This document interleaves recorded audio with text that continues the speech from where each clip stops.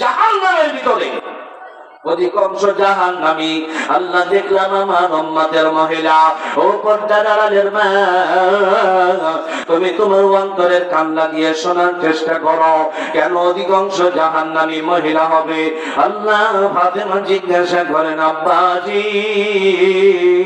কোন অপরাধে মহিলারা জাহান্নামী হবে একটু খুলে বলেন।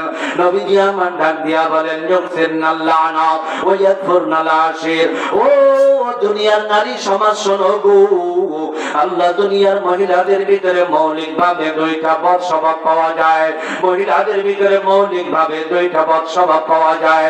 নবীজি আমার ডাক দিয়া বলেন, মহিলা যদি তুমি জাহান্নাম থেকে মুক্তি পেয়ে জান্নাতের মেহমান হতে চাও, আজকের মজলিসেই তোমাকে তওবা করতে হবে। আল্লাহ এই দুই বদ স্বভাব আমি আমার ভিতরে রাখবো না।